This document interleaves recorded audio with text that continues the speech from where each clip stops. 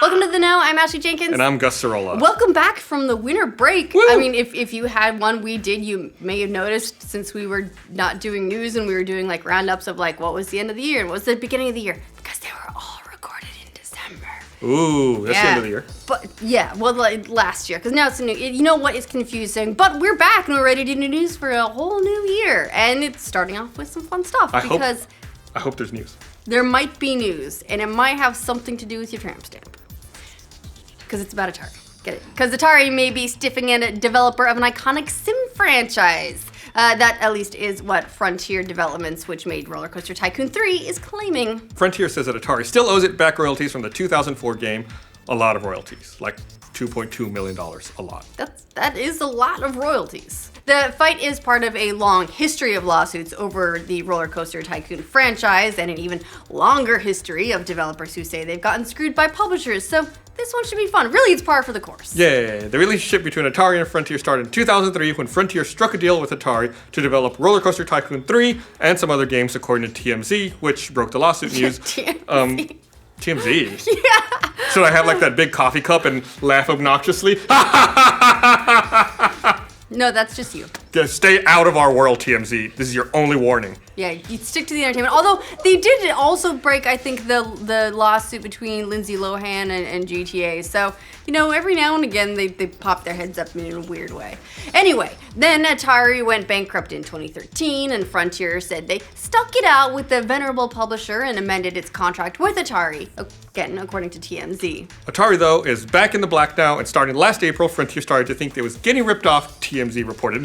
It's never going to sound natural. It's never going to sound right. Who actually journaled over there?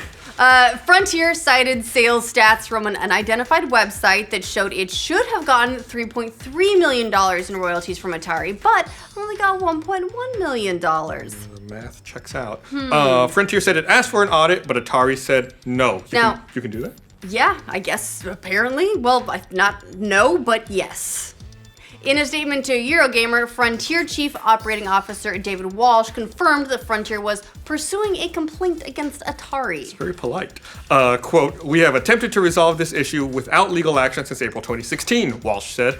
We have so far been denied our contractual right to audit by Atari, and we are unfortunately left with no other way to resolve our concerns." Now, part of the issue here is that Valve doesn't exactly publicly release sales figures for games on Steam, which leaves devs in the dark about how their game is doing, especially if they have to go through a publisher who may or may not be withholding royalties in order to get that information. Tricky.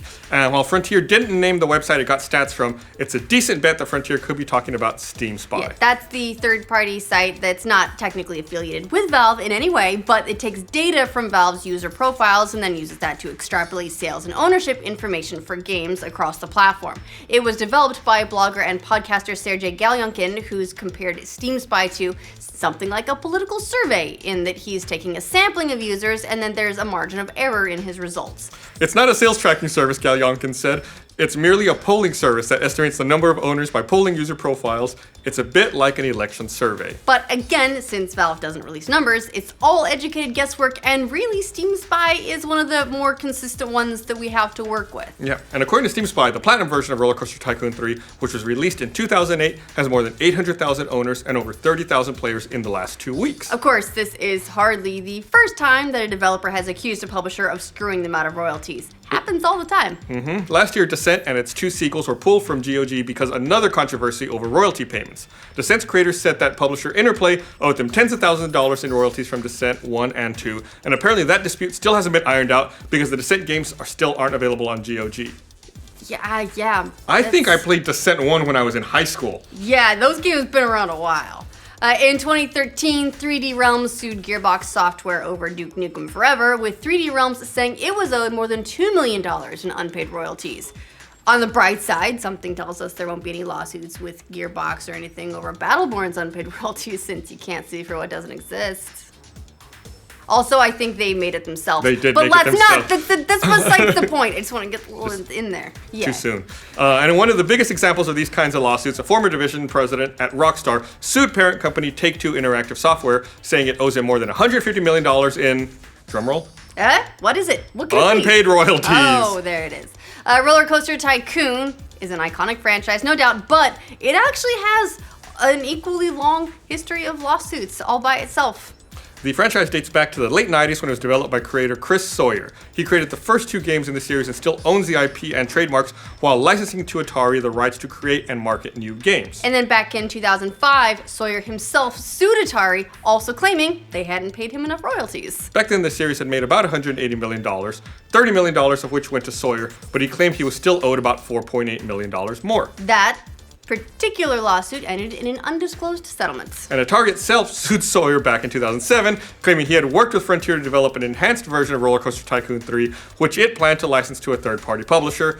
That also ended with an out-of-court settlement. Now, all this is kind of a sign of the times. The video game industry keeps getting bigger and celebrity developers increasingly clash with their publishers. Does anyone remember there was this recent messy split between a company called Konami and a developer you may or may not have heard of called Hideo Kojima?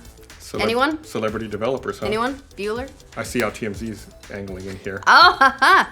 As for Atari and Frontier, the two already butted heads last year when Frontier's newest roller coaster sim, Planet Coaster, went head-to-head against Atari's Roller Coaster Tycoon World. Planet Coaster got pretty good reviews with a score of 84 on Metacritic. Roller Coaster Tycoon World, not so much. It was pretty universally panned and got a paltry 43 on Metacritic. That's saying something. Atari hasn't commented on the Frontier lawsuit as of yet, but we'll keep you updated. What do you think of Frontier's lawsuit? Do you tend to side with developers or publishers? Let us know in the comments. And for all your gaming and studio versus publisher news, be sure to like this video and subscribe to The Know. We've got a whole year's worth of news to bring you now. I think, wasn't there like a Roller Coaster Tycoon game that just came out on iOS like 2 weeks ago? Like they repackaged Roller Coaster Tycoon 1 and 2. I wonder who made that. Well, time to find out. Time to go play. It's not a sales tracking service, he said.